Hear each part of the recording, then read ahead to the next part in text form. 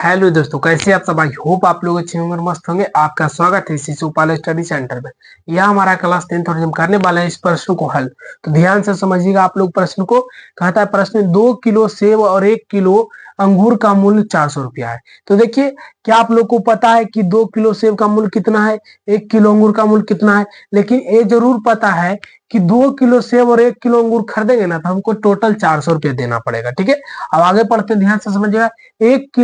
1 महीने बाद 4 किलो सेब और 2 किलो अंगूर का मूल्य रुपया 600 हो जाता है। ध्यान से समझिएगा, 1 महीना के बाद ना अंगूर का दाम बढ़ गया और सेब का दाम बढ़ गया। ठीक है, तो 4 किलो सेब और 2 किलो अंगूर का मूल्य 600 रुपया। इसमें भी वही बात, 4 किलो और 2 किलो अंगूर, 4 किलो सेब और 2 किलो अंगूर को जोड़ेंगे ना तो टोटल खर्चा कितना होगा? 600 रुपया हो जाता है।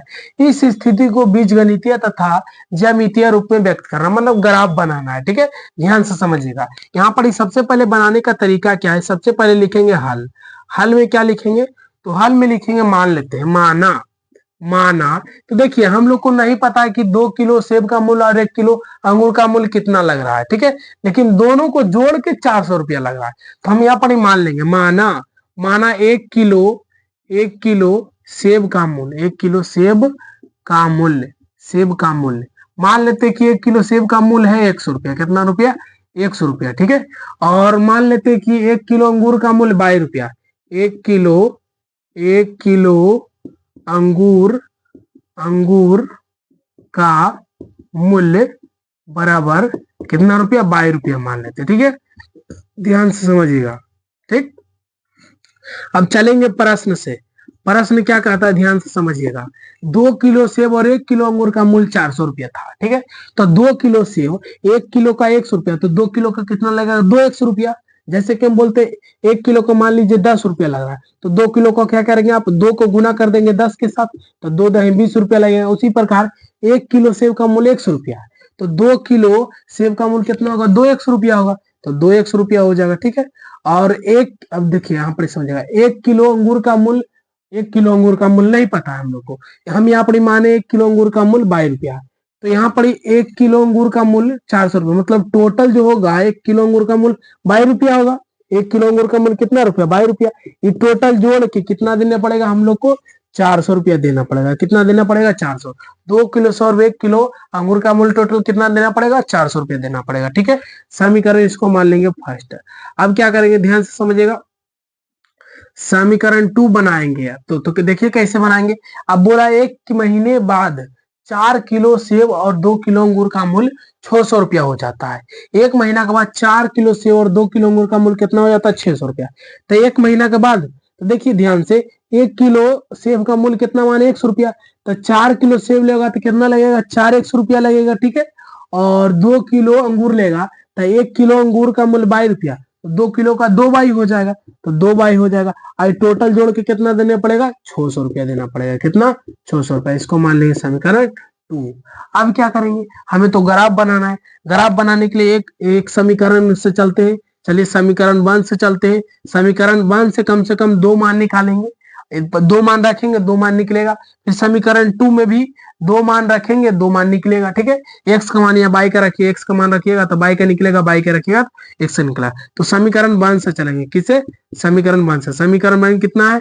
2x प्लस बाई बराबर 400 है। ठीक है, तो यहाँ पर ही एक्स को अकेले करिए या बाई को अकेले, आपका मान। ठीक है, कोई दिक्कत नहीं। चलिए हम एक्स को अकेले करते हैं, तो 2x है उधर गुना, सॉरी बाई है प्लस में, उधर चल जाएगा माइनस में, तो 400 माइनस बाई हो जाएगा, और एक्स गुना में 2, एक्स के गुना में 2 उधर चल जाएगा भागा में, तो 400 माइनस बाई बटा कितना हो जाएगा? 2।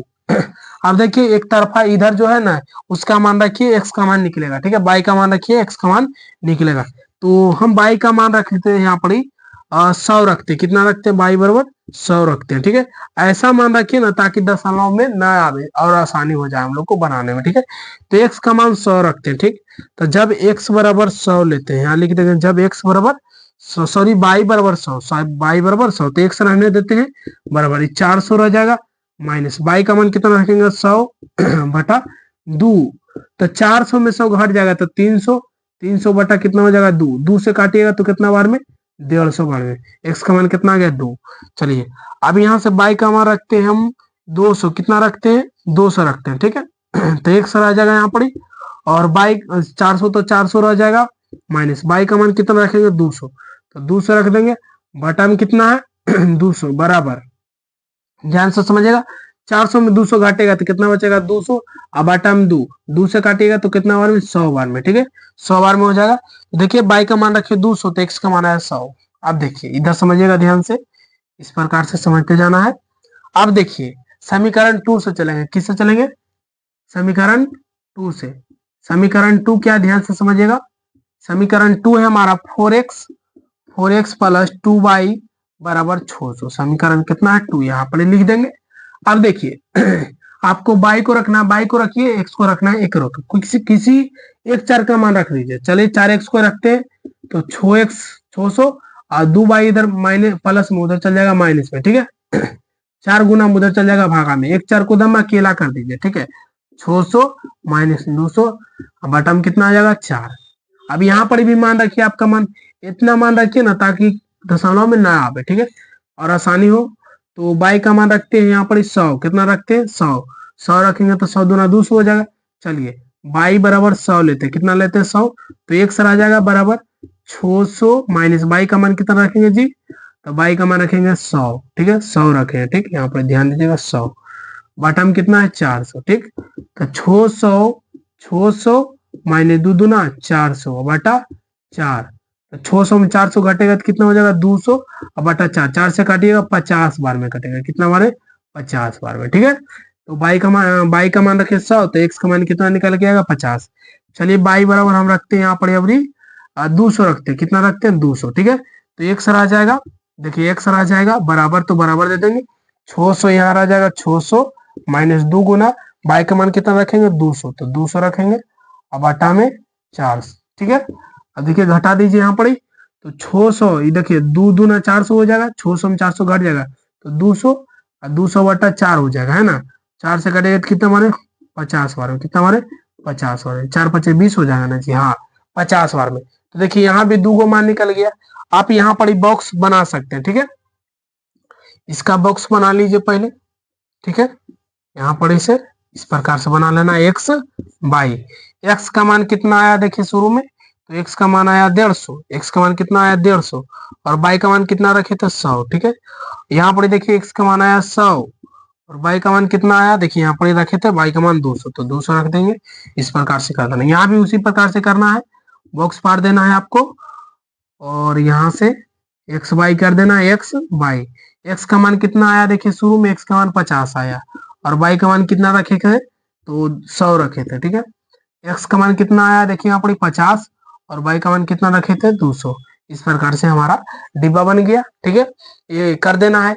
अब ग्राफ खींचने के बारे में सबसे लास्ट प्रोसेस ध्यान से समझिएगा, तो ग्राफ खींचना है तो हम इसको इधर बैठाते हैं, ठीक है, ग्राफ बनाना बहुत ही सिंपल है, कोई दिक्कत नहीं है, समझिए ना, 5 नंबर का पूछा जाता है एग्जाम में, ठीक है, ध्यान से समझिएगा।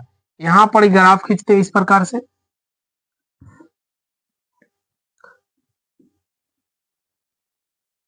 ये देखिए ये पूरा एक सच है, इसको एक सच देंगे तो इधर एक सच डैश कर सकते हैं, माइनस वाला होता है तो, और ऊपर में बाई होता है और नीचे बाई डैश होता है, ठीक है। और देखिए हमें इधर माइनस वाला कोई मान नहीं है, तो आप माइनस वाला नहीं भी ले सकते, कोई दिक्कत नहीं है, ठीक है। देखिए सब प्लस में, हमारा जो माना है सब प्लस में है, तो रेंज में लेके चलेंगे, यहाँ पर देख लेंगे कि 50 है, यहाँ पर 100 है, तो हम रेंज में लेके चलेंगे, तो हम 50 रेंज में लेके चलते हैं, 50 100 150 200 इस प्रकार से। तो हम मान लेते हैं यहाँ पर 50 है, यहाँ 100, और यहाँ 150, यहाँ 200, और यहाँ 250, चलिए 250 तक लेके चलते हैं, 250 तो है भी नहीं, ठीक है। चलिए यहाँ पर ध्यान दीजिएगा, यहाँ पर 50, यहाँ 100, ऐसे तो माइनस वाला की जरूरत नहीं, नीचे माइनस में रहता है, यहाँ हो जाएगा माइनस का 100, हो जाएगा माइनस का 150, चलिए इतना ही रहने देते क्योंकि काम ही नहीं इसका, ऊपर में काम आएगा, ठीक है। चलिए ध्यान दीजिएगा, यहाँ ले लेते हैं 50, यहाँ 100, यहाँ 150, यहाँ 200, ठीक है। देखिए जो ये प्रश्न है इसमें ध्यान दीजिएगा कि जो यहाँ पर देखिएगा ध्यान से, 50 के रेंज में लेके चलेंगे तो बढ़िया रहेगा, बाई का मान सबसे लास्ट कितना है 200, तो 200 तक आप 250 भी ले सकते, कोई दिक्कत नहीं है। तो हमें जितना जरूरत है उतना ही लेते हैं, ठीक है। चलिए अब यहाँ पर मान रखिए। चलिए पहला समीकरण ये बनाए थे, इस पहला समीकरण से ये वाला मान निकाले थे। चलिए अब देखिएगा ध्यान से, x का मान 150 है, तो 150 कहाँ जाएगा, x का मान यहाँ, यहाँ पर, ठीक है, यहाँ पर ध्यान दीजिएगा, यहाँ पर। और y का मान कितना है 100, तो y का मान 100 यहाँ है। तो इसके सामने 150, x का मान 150 और y का मान 100, तो इसको थोड़ा सा आगे बढ़ाइए और ये 150 के सामने ले जाइए इस प्रकार से, और इसको मिला दीजिए। यहाँ पर जहां दोनों मिला वहां आप बिंदु दे सकते हैं। ए का हो जाएगा 150 और बाई का कितना हो जाएगा 100 हो जाएगा, बाई का नियामक 100, ठीक है। इस प्रकार से करते जाना है। और देखिए दूसरा क्या है, x बराबर 100, बाई का मान 200, तो x बराबर 100 इस पर होगा और बाई का मान 100, 200, बाई का मान 200, तो 200 यहाँ है, तो इसको भी इस प्रकार से डॉट डॉट से और नीचे 100 की तरफ मिलाना है, क्योंकि x का मान 100 था, बाई का मान 200, x का मान 100 यहाँ ना है, बाई का मान 200, तो इसको यहाँ से सीधा मिलाना है।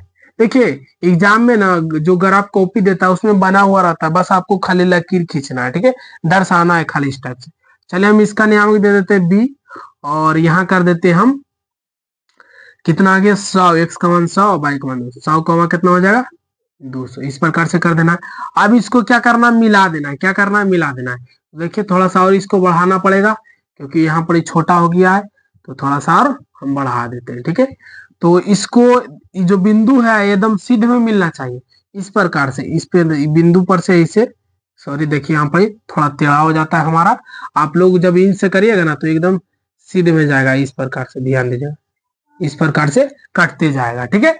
अब देखिए इस प्रकार से कर देना है, और यहाँ पर दर्शा भी देना है कि कौन सा ग्राफ का है।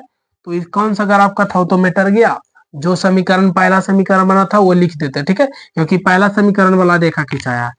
अब दूसरा वाला देखिए, x का मान 50 है, बाई का मान 100, x का मान यहाँ पर ही 50 है, बाई का मान 100 यहाँ पर ही, तो इसको सीधे में यहाँ पर ही मिला देना। यहाँ पर सी नियामक दे दीजिए, सी का हो जाएगा कितना हो जाएगा, तो 50, पहले x का मान लिखा था 50, फिर बाई का मान कितना हो जाएगा 100 हो जाएगा, इस प्रकार से कर देना है। अब देखिए x का मान 50 है, बाई का मान 200, तो x का मान 50 तो यही होगा और 200 यहाँ होगा, तो यहाँ पर इसे बस सिंपल है, ये भी मिला दीजिए यहाँ पर, यहाँ पर ये किसका हो जाएगा, तो ये हो जाएगा डी दे देते हैं, डी। तो 50 था x का मान, बाई का मान 200, तो 50 को मान यहाँ 200 कर सकते हैं इस प्रकार से। अब देखिए दूसरा समीकरण वाला एगो यहाँ था, एगो यहाँ था, इसको मिलाना पड़ेगा। तो देखिए ना लगता है सीधे कटेगा, है ना, हाँ सीधे इस प्रकार से काटते हुए चला जाएगा, इस प्रकार से काटेगा, ठीक है। और जो काटता है वहां हल होता है, तो हल तो पूछा नहीं है। देखिए एक दूसरे को यहाँ काटा है, तो हल यहाँ जिसके सामने काटता है इधर x का मान होता है और इधर y का मान होता है। मान लीजिए कि यहाँ 250 होता तो 250 हो जाता है, x का मान 50 हो जाता। तो इस प्रकार से आप लोग को हल करना था, तो आप लोग को कोई दिक्कत नहीं हुआ होगा। आप लोग बढ़िया से एक दो बार बनाइए, आपको बढ़िया से समझ में आ जाएगा। तो मिलते हैं अगले क्लास में, तब तक ले जय हिंद जय भारत।